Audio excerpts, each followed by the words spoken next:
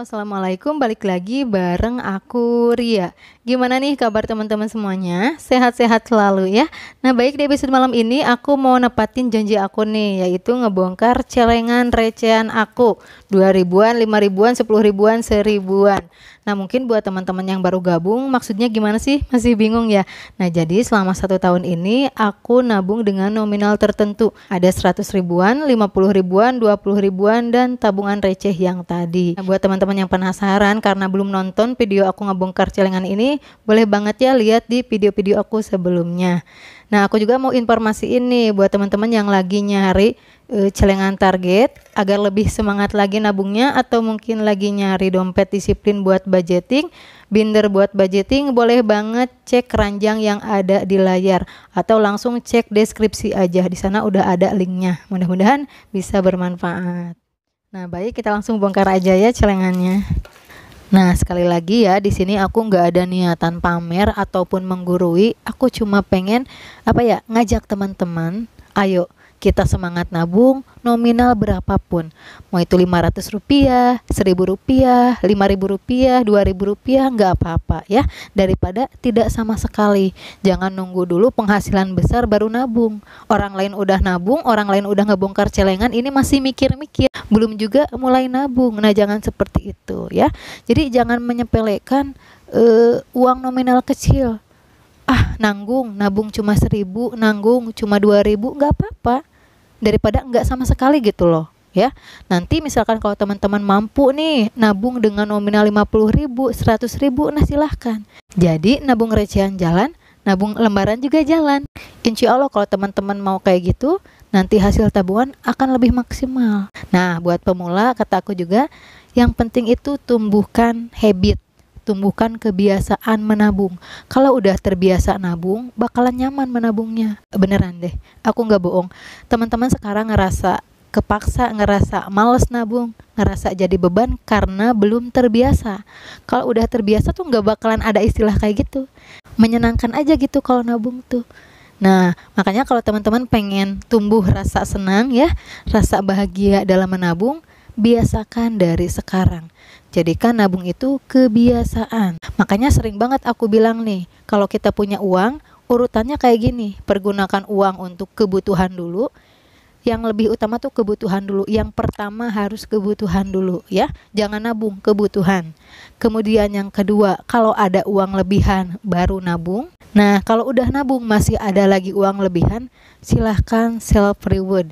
Silahkan memenuhi keinginan sewajarnya. Tapi Ri, gimana nih, aku udah gak punya keinginan, udah gak pernah beli yang kurang penting, tetap aja gak bisa nabung.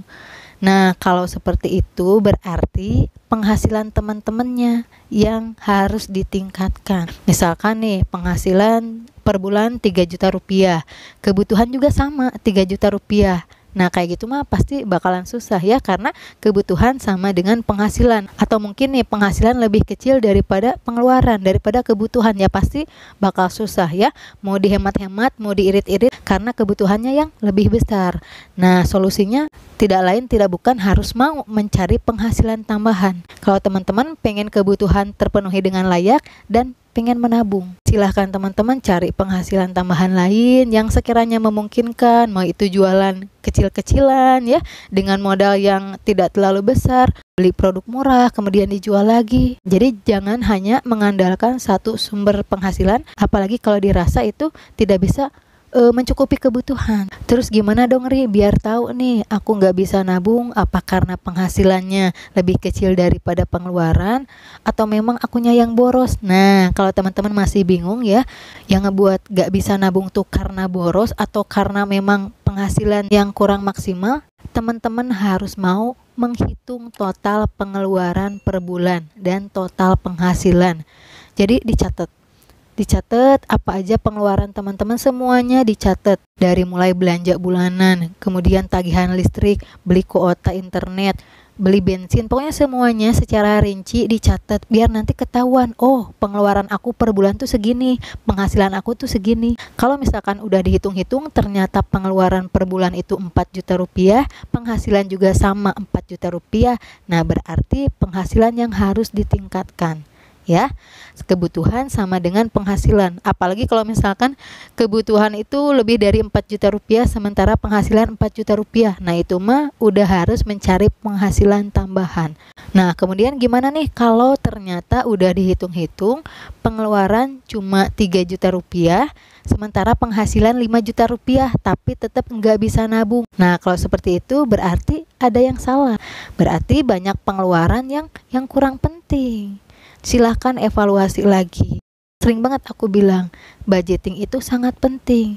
Jadi kita bakalan tahu penghasilan kita berapa, kemudian kemampuan nabung kita berapa, pengeluaran kita berapa. Kalau nggak budgeting, bingung, teman-teman tuh bingung pasti. Ini tuh yang ngebuat aku nggak bisa nabung tuh karena memang aku boros atau memang karena penghasilannya nggak seberapa. Nah, kayak gitu ya. Jadi kalau teman-teman pengen tahu apa sih yang menjadi penyebab aku nggak bisa nabung, silahkan dicatat, silahkan budgeting. Insya Allah dengan seperti itu teman-teman bakalan nemuin solusinya. Ya, kata aku tadi, kalau memang pengeluaran terlalu besar, kebutuhan terlalu besar, padahal udah hemat, nggak bisa nabung, karena penghasilannya gak seberapa, solusinya cari penghasilan tambahan lain. Tapi kalau memang penghasilan lebih besar daripada pengeluaran atau daripada kebutuhan, berarti teman-teman selama ini melakukan kebiasaan boros cuman gak sadar. Silahkan dievaluasi lagi pengeluarannya dan usahakan mulai dari sekarang berpikir dahulu sebelum mengeluarkan uang agar teman-teman terhindar dari yang namanya pengeluaran yang kurang penting.